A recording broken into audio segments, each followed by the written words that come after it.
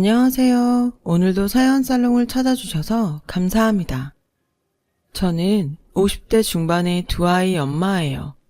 어릴 적에 부모님 두 분 다 일찍 돌아가셔서 고모네 집에서 컸어요. 고모나 고모부가 저를 대놓고 구박하거나 눈치를 주지는 않았지만 집안 사정상 제가 짐이 되는 게 사실이었어요. 어떻게든 고모네가 신경 쓰지 않게 하려고 뭐든지 혼자서 조용히 하는 게 습관이 됐죠. 계속 그렇게 살다 보니 얼른 어른이 돼서 기피하고 자유롭게 사는 게 제 꿈이 돼버렸죠. 대학교 2학년이 됐을 때 저는 한 남자를 만났어요. 그 사람은 저보다 2년 선배였는데 군대를 다녀와서 복학해서 지금 학교를 왔다고 하더라고요. 남자는 과 모임에서 저를 보자마자 찍었다며 사귀자고 했고, 저는 그 사람의 과감한 모습이 좋아서 그러겠다고 했습니다. 이제나 저제나 고모 집을 떠나길 바랬던 저는 대학교를 졸업하자마자 남자가 원하는 대로 결혼을 하기로 했고요. 물론 그 과정이 다 순탄했던 건 아니었어요. 고모 부부는 제가 결혼을 한다고 하니 대놓고 불평을 하셨어요. 여태까지 먹여주고 재워줬더니 너 혼자 살만해지니까 우리는 나 몰라라 하고 내빼는 거냐? 난 그래도 네가 졸업하고 몇 년은 일하면서 그동안 키워준 값은 주고 갈 줄 알았는데 아주 사람 곶감 빼먹듯 빼먹고 나가는구나. 라는 고모의 말에 저는 그건 고모 입장이지 나는 안 그래요. 내가 고모네 집에서 신세를 진 건 맞고 나도 감사한 마음은 있어요. 근데 고모 나 그냥 재워주고 입혀준 거 아니잖아요. 우리 엄마 아빠 억대 보험금 나온 거 고모가 다 관리하면서 썼잖아요. 라고 하자 고모는 길길이 뛰면서 너 지금 뭐가 어쩌고 어째? 누가 들으면 니네 부모가 백만장자는 되는 줄 알겠다. 꼴랑 돈 몇 푼 누구 코에 붙인다고 그 돈으로 위세를 떨어? 지금까지 그런 마음으로 우리 집에 있었던 거면 우리도 너 같은 조카 필요 없으니까 당장이라도 나가! 라며 화를 냈어요. 남자의 어머니도 저를 좋아하지 않았어요. 제가 집에 인사드리러 갔을 때 그 사람 어머니는 부모님은 없어도 친척은 있다니까 천혜고아는 아니고 우리 재영이랑 같은 대학이니 학벌은 나쁘지 않고 그 정도로 만족해야 되네? 라며 대놓고 제 처지가 어떤지 말하더군요. 그렇더라도 저는 이 사람과 결혼을 해야 된다고 생각했어요. 아니면 계속 숨죽이며 고모네에서 살게 될 것 같아서 엄청 위기감을 느끼고 있었거든요. 남자도 저와 꼭 결혼하고 싶다고 했고요. 어차피 결혼은 우리 둘이 사는 거지? 아무리 부모님이라도 우리 대신 사는 거 아니잖아. 중요한 건 연이 너랑 내가 맞춰가는 거라고 생각해. 라고 제 마음이 흔들리지 않도록 붙잡아줬어요. 그런 남자의 결단력과 추진력으로 저희는 결혼을 하게 됐죠. 결혼하고 처음 몇 개월은 정말 꿈만 같았어요.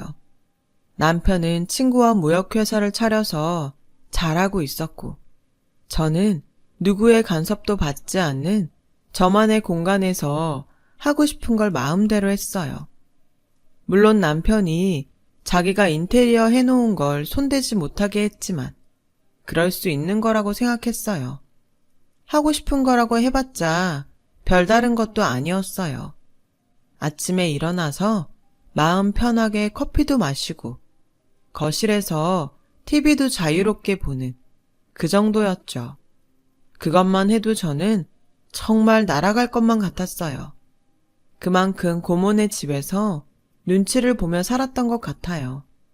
결혼하고 6개월이 지나자 저는 점점 남편 때문에 힘들어지기 시작했어요. 원래 단정하고 정리정돈이 잘 되어 있는 걸 좋아하긴 했지만 저한테 요구하는 게 많아지더라고요. 왜 옷장이 이렇게 엉망진창이야? 내가 옷걸이 간격은 똑같이 맞춰서 걸어놓으랬지. 신발을 종류별로 나란히 정리하는 게 그렇게 어려워? 이거 봐. 간격도 안 맞잖아. 왜 신문이 아침에 나갈 때랑 다른 곳에 있는 거야?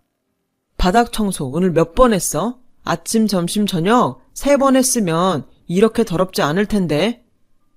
라며 사사건건 모든 걸 다 점검했어요. 그리고 생활비 쓰는 것도 간섭했어요. 지금 이 영수증하고 여기 돈 남은 게 1,200원이 안 맞아. 내가 뭐든지 영수증 다 받아오라고 했지. 영수증 안 주는 데선 사지 말라고. 처음에는 남편이 꼼꼼하고 섬세한 성격이라서 그런 거라고 이해하고 최대한 맞춰주려고 노력했죠. 하지만 남편의 요구는 끝이 없었어요. 나중에는 남편이 아니라 감독관처럼 보일 지경이었어요. 여보, 내가 당신 눈에 부족한 게 많을 거야. 내가 부족한 건 사실이지만 당신이 너무 하나하나 다 따지고 드니까 솔직히 힘들고 스트레스 받아. 그리고 나도 내 취향이라는 게 있잖아. 내 생활 습관도 좀 받아주면 안 돼? 뭐든 당신한테만 맞추라는 건 좀 아닌 것 같아. 이게 무슨 스트레스 받을 일이야. 내가 결혼 전에 분명히 그랬지. 결혼은 우리 둘이 사는 거니까 둘이 맞춰가면 된다고. 근데 내가 매일 체크하는 건 기본적인 거야. 당연한 것도 못하면서 뭘 맞춰달라는 거야? 일단 할 걸 제대로 해놓고서 맞춰야 되는 거 아니야? 정말 말이 통하지 않았어요. 저는 갈수록 지치기만 했고 남편의 잔소리는 더 심해졌어요. 한 번은 제가 장을 보러 갔다가 늦어져서 남편이 오기 전에 집안 정리를 하느라 정신이 없었어요. 그 바람에 머리며 옷이며 제대로 하고 있을 시간이 없었죠. 남편은 집에 오자마자 그런 저를 보더니 인상부터 찌푸렸어요. 그 머리랑 옷걸이 그게 뭐야? 하루 종일 이러고 있었던 거야? 내가 집에 오는 시간이라도 단정하게 하고 있을 수 없어? 진짜 내가 집에 오자마자 이런 꼴을 봐야겠냐고. 오늘 시장 보는 게 너무 늦어져서 장 보고 집에 와서 정리하느라 그랬어. 어머니가 갈비찜하고 신선로를 만들어서 가져오라고 하시잖아. 재료 사는데도 정말 시간 많이 걸렸다고. 그래서 지금 우리 엄마 때문에 그랬다는 거야? 어떻게 갈수록 제대로 하는 건 없이 게으름만 피우고 핑계 맞느냐? 라더니 문을 탕 닫고 방으로 들어가 버리더군요. 저는 하루 종일 쉬지도 못하고 일만 했는데 남편한테 게으르다며 핀잔만 들으니 너무 서럽더라고요. 시어머니는 거기다 한술 더 떴어요. 워낙에 입맛도 까다롭고 따지는 게 많아서 음식 만들 때도 굉장히 신경 썼는데도 한 번 먹어보고 손도 대지 않는 거였어요. 음식이 어째 다 짜고 달고 그러냐? 내가 전에도 말했지. 음식은 보기 좋아야 하고 그 다음에 간이 맞아야 된다고. 근데 넌 어째 한 번도 간을 제대로 맞춰오질 못하냐? 어머니, 저 이거 요리책에서 보고 간도 거기 써있는 대로 다 맞춘 건데요. 그리고 제가 먹어봤을 때 그렇게 이상하지 않았어요. 또 변명이야? 꼭 제대로 하지 못하는 것들이 이렇다 저렇다 말만 많지. 이러니 집안 살림을 어떻게 할지 안 봐도 뻔하다. 너 내 아들 밥은 제대로 먹이니? 어쩌자고 저런 거랑 결혼을 하겠다고 했는지 원. 저는 정말 더는 못 살 것 같다는 생각을 하루에 몇 번씩 했어요. 하지만 이혼하고 나면 사람들 눈초리는 어떻게 감당할지, 혼자서 살 수는 있을지 걱정되는 게 너무 많았죠. 게다가 그때 막 임신한 사실을 알게 되어서 아이를 위해서라도 제가 참고 살아야 된다고 생각했어요. 그러던 어느 날 남편이 회사 직원들을 집으로 초대한다고 하더군요. 저희가 이사를 하고 얼마 안 됐을 때였어요.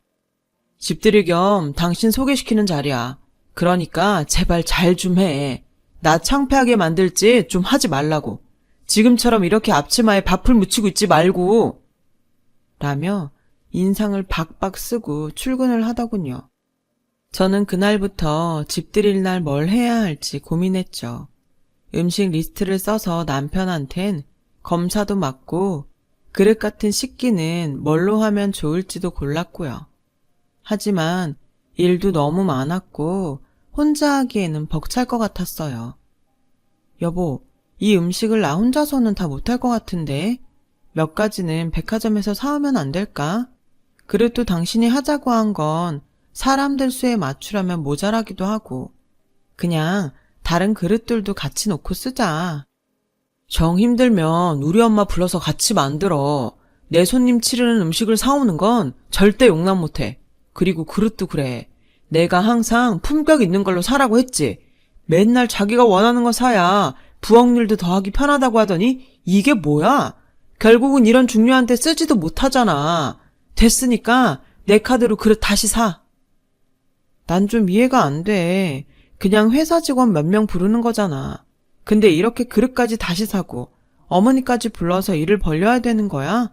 그냥 좀 편하게 할 수도 있잖아. 내가 지금 홀몸도 아닌데 당신이 나 좀 맞춰줘.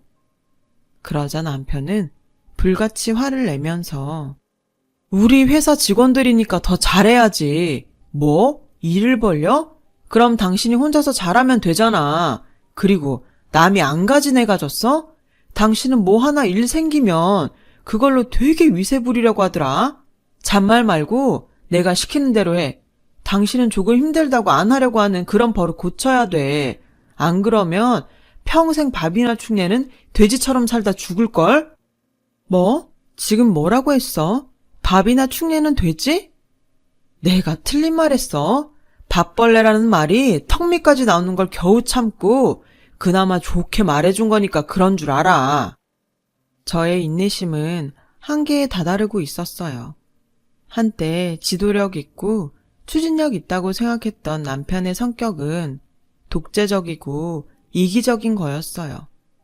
저는 결국 그릇을 사고 혼자서 그 많은 음식을 다 했어요. 시어머니가 오는 건 더 싫었거든요. 말이 돕는 거지 그냥 앉아서 저한테 잔소리만 할 게 뻔했고요. 그렇게 집들이 날이 되고 회사 직원들이 왔어요. 저는 부엌에서 일을 하느라 밖에 내다볼 새가 없었어요. 그저 사람들이 오는 대로 음료를 내가고 요리를 한 가지씩 내는데 바빴죠. 불 앞에서 땀을 뻘뻘 흘리며 음식을 하는데 거실에서 태평스럽게 떠들며 웃는 목소리들이 들렸어요. 순간 눈물이 핑 돌았어요. 그때 누군가 말하는 소리가 들렸어요. 사모님은 왜 안 보이세요? 저기 부엌에 계신 분 아닌가요? 그냥 식모야, 식모. 와이프 임신해서 친정 갔어. 지금 초기인데 힘든 일을 하면 어떡해. 잘 쉬어야지. 그 말에 직원들은 정말 가정적이시네요. 역시 사장님은 완벽하세요. 라고 하는데 저는 정말 속이 뒤집어지는 것 같았어요. 당장이라도 부엌 미닫이 문을 열고 나가서 소리를 지르고 싶은데 그럴 용기가 안 나더라고요. 저는 겁 많은 저 자신을 원망하면서 부엌에 서서 울기만 했죠. 집들이가 끝나고 제가 따졌더니 남편은 그럼 그깟 음식 좀 한다고 온통 땀범벅에 지저분한 모습으로 있는데 당신을 와이프라고 어떻게 소개해? 그건 당신 이미지에도 안 좋잖아. 내가 다 알아서 잘했잖아. 당신은 나중에 애기 낳고 단정한 모습으로 직원들한테 인사하면 되는 거고. 라며 뭐가 문제인지 모르겠다는 표정을 짓더군요. 저는 도저히 참을 수 없어서 내가 이 집 식모야? 난 당신 아내라고. 라고 소리를 지르자 남편은 난데없이 제 머리를 밀치더군요. 어디서 큰 소리야. 조용히 안 해? 다른 집에서 들으면 동네 창피해서 어쩌려고 그래. 저는 그 길로 밖으로 뛰쳐나갔어요. 밤중에 얼마나 길거리를 헤매고 걸어 다녔는지 몰라요. 일만 하고 아무것도 먹지 못한 저는 기절을 했다가 병원 응급실에서 깨어났고 아이가 유산됐다는 의사 말을 들었어요. 남편은 밤새 들어오지 않은 저를 찾지도 않고 회사에 출근했더라고요. 남들한테 보이는 게 더 중요한 사람이니 제가 집 나갔다가 아이 유산되고 병원에 있다는 걸 누가 알까봐 걱정만 하더라고요. 제가 유산하자 시어머니는 집에서 남편 얼굴도 세워주지 못해 아이도 제대로 못 낳으면 내가 그런 며느리를 왜 보고 있어야 되니? 라며 은근히 이혼을 하라고 압박을 주기 시작했어요. 저도 아이를 잃은 순간 더 이상 무서울 게 없다는 생각이 들었고 남편과 이혼을 하고 집을 나왔어요. 남편이 워낙 센 변호사를 선임해서 그동안 저 때문에 결혼 생활이 힘들었다고 제가 잘못 돈을 쓴 영수증이나 집안 살림살이 잘못 샀다는 걸 증거로 들어서 위자료도 제대로 못 받았죠. 남편은 모든 일에 다 대비를 하고 있었던 거예요. 저는 고모네로 가지 않고 작은 방을 얻어서 베이킹 자격증을 땄어요. 빵 굽고 디저트 만드는 걸 원래도 좋아했고요. 배울수록 재미있어서 정말 푹 빠져서 했죠. 왜 이런 생각을 못했는지 몰라요. 저 혼자 스스로 독립을 해서 제가 원하는 것들을 하면서 살아가면 될 것을요. 그렇게 자격증을 따고 몇 개월간 동네 빵집에서 일을 하다가 고급 레스토랑 디저트 담당으로 면접을 보게 됐어요. 그날은 비가 많이 와서 혹시라도 옷에 빗물이 튈까봐 조심하며 걸어가고 있었죠. 그렇게 레스토랑이 있는 동네를 가고 있는데 웬 아주머니께서 건물 벽을 짚고 힘들게 서 계시더군요. 보니까 안색이 창백한 게 어딘가 아프신 것 같아서 다가갔죠. 아주머니, 괜찮으세요? 그분은 대답도 제대로 못하고 숨을 헐떡이시더라고요. 저는 아주머니를 부축해서 급한 대로 근처 약국으로 들어가서 사정을 말하고 그분을 긴 의자에 눕혔어요. 그리고 119 구급대를 불렀죠. 구급대원은 갑자기 혈압이 떨어지는 기립성 저혈압 같다고 했어요. 아주머니는 겨우 눈을 뜨고서 내가 혈관 확장제를 얼마 전에 바꿨는데 그게 좀 안 맞는 것 같아요. 라고 하시며 제 손을 꼭 잡고 고마워요 아가씨. 아가씨 아니었으면 큰일 날 뻔했어. 아니에요. 당연한 일을 했을 뿐인데요. 저는 아주머니가 구급차에 타는 걸 보고 난 후 바쁘게 뛰어서 레스토랑으로 갔어요. 너무 급하게 가는 바람에 무슨 정신으로 면접을 받는지도 몰랐어요. 얼마 후 제가 합격했다고 연락이 왔고 저는 정말 기뻤죠. 제가 호텔 경력이나 해외에서 배운 이력이 없어서 다른 파티쉐에 조수격으로 들어갔어요. 그래도 제가 고급 레스토랑 파티쉐라니 정말 꿈만 같았죠. 그렇게 몇 개월을 일하는데 어느 날 매니저가 저한테 데이트 신청을 했어요. 그 사람은 직원들한테도 아래 위 따지지 않고 공정이 잘 대해서 평이 좋았어요. 또 인상도 선하고 좋아서 저도 괜찮은 사람이라고 생각했지만 저한테 데이트 신청을 할 줄은 꿈에도 몰랐죠. 좋기도 하지만 부담도 많이 됐어요. 게다가 제 과거를 알면 어떨지 걱정이 돼서 저는 일단 그 사람을 만나서 제 얘기를 쭉 했어요. 이렇게 제 사적인 얘기를 하는 건 이래도 아무 거리낌이 없으면 저를 만나셔도 되고 조금이라도 마음에 불편한 게 있으면 시작하지 않는 게 좋을 것 같아서예요. 정말 이상한 사람들이 다 있네요. 그동안 혼자서 얼마나 힘들었어요. 마음이 불편하다뇨. 저는 그런 거 없어요. 실은 저도 약혼했다가 파혼한 적이 있는걸요. 매니저는 여자가 양다리를 걸친 걸 알게 돼서 결혼 직전까지 갔다가 깨졌다고 했고 저희는 서로의 아픔을 이해하며 가까워지게 됐어요. 그리고 둘이 결혼 약속을 하게 됐는데 남자 어머니를 만나고 저는 너무 깜짝 놀랐어요. 바로 제가 면접 보던 날 길에서 쓰러질 뻔했던 분이었거든요. 게다가 이 레스토랑 오너라는 거였어요. 남자는 제게 레스토랑 주인이 우리 엄마라고 하면 연희 씨가 부담스러워서 엄마를 안 만난다고 할까봐 말을 못했어요. 미안해요. 남자 어머니는 환하게 웃으며 제 손을 잡고서 아가씨 덕분에 내가 살았어. 거기서 그냥 쓰러졌으면 큰일 날 뻔했대. 게다가 이렇게 디저트도 잘 만들고 야무진 사람이 들어오면 나야 너무 감사하지. 그리고 아주 모르는 사람보다 더 낫지 않겠어? 라는데 진심이 느껴져서 눈물이 핑 돌았어요. 알고 보니 사장님은 레스토랑 말고도 유명한 카페도 몇 개 갖고 있었어요.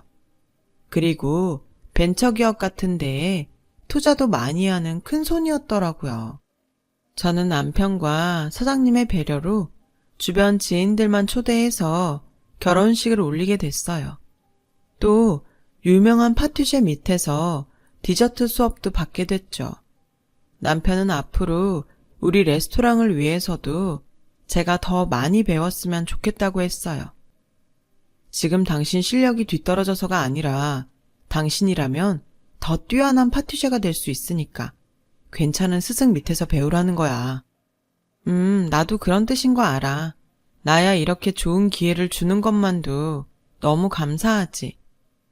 저는 정말 열심히 배웠고 그 파티쉐한테도 칭찬을 받을 만큼 예쁘고 맛있는 디저트를 만들면서 그 수업을 끝낼 수 있었어요. 레스토랑에서도 제가 만든 디저트 반응이 좋다며 제게 많은 걸 맡기기 시작했죠. 그렇게 바쁘고 행복한 날들을 보내고 첫 딸을 낳게 됐어요.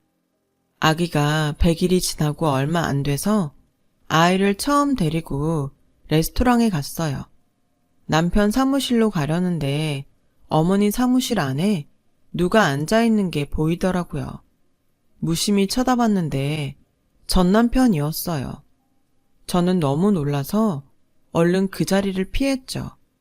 나중에 얘기를 들으니 전 남편이 사업을 확장해서 화장품을 만들었는데 그 일에 돈이 많이 들어가서 시어머니한테 투자를 부탁하러 왔다더군요. 그 사람이 다시 레스토랑으로 온다는 얘기를 듣고 일부러 그 시간에 맞춰 레스토랑에 갔어요. 전 남편은 저를 금세 알아보고는 비웃으며 저를 쳐다보더군요. 이게 몇 년 만이야? 살아는 있었네. 근데 당신이 이런 데를 어떻게 와? 라며 저를 위아래로 계속 훑어봤어요. 그때 남편이 뒤에서 여보, 왔으면 말을 하지. 여기서 뭐해? 라며 저를 불렀고 제 남편을 알아본 그 남자는 얼굴 표정이 변했어요. 여보라니, 이게 어떻게 된 거야? 어떻게 되긴 내 남편이야. 우리의 아빠. 라고 하자 남편이 이 사람이 당신이 말했던 그 사람이야? 당신 식모 취급하던 그 사람? 라고 했고 그 말에 남자는 얼굴이 하얗게 질려서 아니, 그게 당신 그런 얘기까지 했어? 그럼 남편하고 나 사이에 못할 얘기가 뭐 있어요? 내가 하면 안 되는 얘기라도 한 건가요? 그럴 거면 그쪽은 왜 그런 행동을 한 건데요? 남들한테 쪽팔리고 부끄러운 건 절대 용납 못하면서 나한테는 왜 그랬냐고요? 그리고 나한테 당신이니 뭐니 하면서 반말하지 마세요. 라고 하자 남편은 이건 뭐 더 이상 어머니를 만날 필요도 없겠는데요.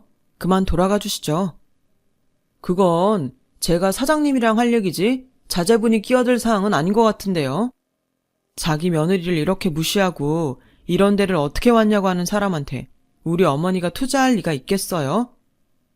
아니, 그건 아까 제가 당황해서 그랬던 거예요. 그리고 공적인 일과 사적인 일은 구분해야죠.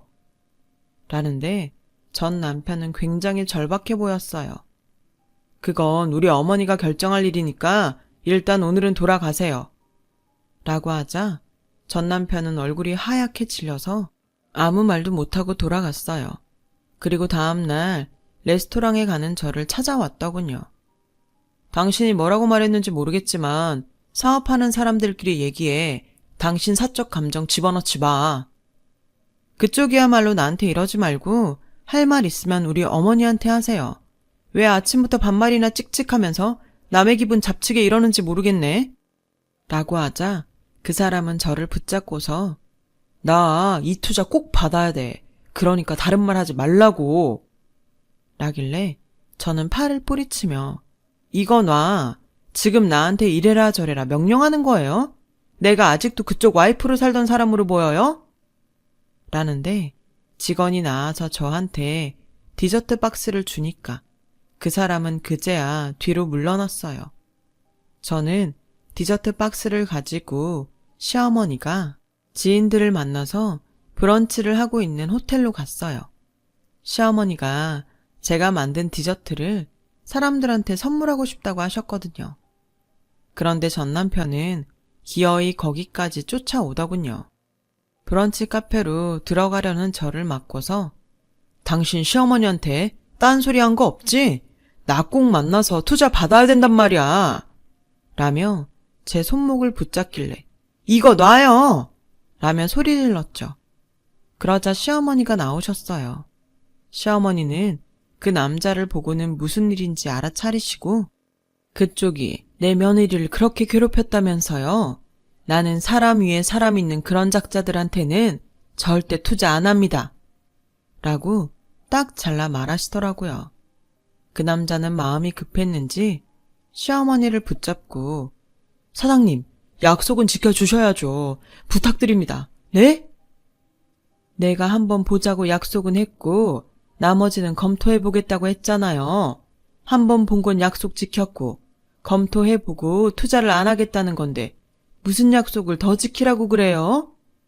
라고 하니 그 사람은 저한테 여보, 내가 전에는 미안했어. 그러니까 말 좀 잘해줘. 응?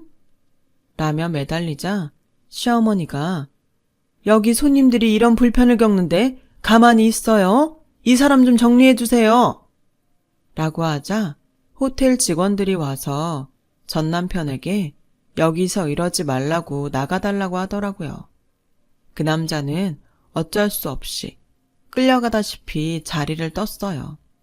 알고 보니 그 사람은 무리하게 사업을 확장하다가 자금을 다 탕진했고 재혼한 여자도 그 사람을 속이고 집문서를 가지고 도망갔다고 하더라고요. 그 뒤로 그 남자 어머니가 저를 찾아와 도와달라며 사정했지만 저는 냉정하게 거절했어요. 사실 투자를 하는 건 시어머니 일이지 제가 아니어서 할 수 있는 일도 없었거든요. 시어머니는 그 남자한테는 절대 투자하지 않겠다고 하셨죠. 그 뒤로 그 남자는 사업을 정리하고 지방으로 내려가서 자기 어머니랑 어렵게 산다는 얘기만 들었어요. 저는 아들을 하나 더 낳고 지금까지도 남편과 잘 살고 있고요. 시어머니도 저와 저희 애들을 많이 아껴주신답니다. 저도 시어머니한테 더 잘하려고 노력하고 있고요. 어려울 때 저 같은 사람도 좋은 날이 왔잖아요. 다들 정말 힘내셨으면 좋겠습니다. 그럼 좋은 하루 되세요. 제 사연을 들어주셔서 감사해요. 여러분, 사연 댓글에 응원과 현명한 조언 부탁드려요. 좋아요, 구독은 저에게 큰 힘이 됩니다. 오늘도 좋은 일 가득하세요.